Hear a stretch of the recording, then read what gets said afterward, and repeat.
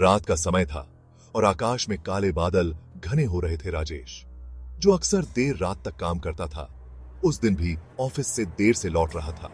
उसकी बाइक सुनसान रास्तों से गुजर रही थी।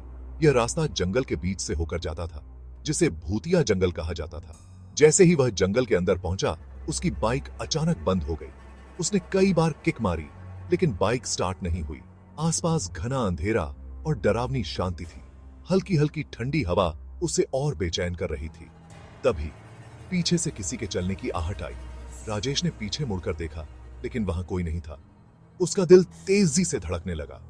उसने दोबारा बाइक स्टार्ट करने की कोशिश की। तभी अचानक एक ठंडी हवा का झोंका आया और उसके कानों में किसी की सरसराहट सुनाई दी। राजेश! वह हड़बड़ाकर मुड़ा और देखा कि एक सफेद साड़ी पहने और बिखरे बालों वाली महिला उसकी तरफ बढ़ रही थी।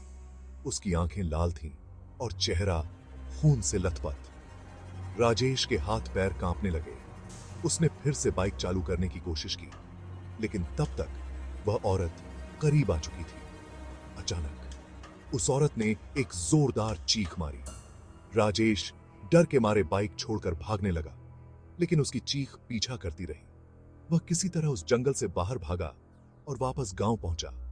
लेकिन अगले दिन जब लोग उस जगह पर पहुंचे, उन्होंने केवल उसकी टूटी हुई बाइक और खून के निशान देखे। राजेश फिर कभी नहीं मिला। अगर कभी भूतिया जंगल से गुजरो तो ध्यान रखना, कुछ छायाएं पीछे पीछे चल रही हो सकती हैं।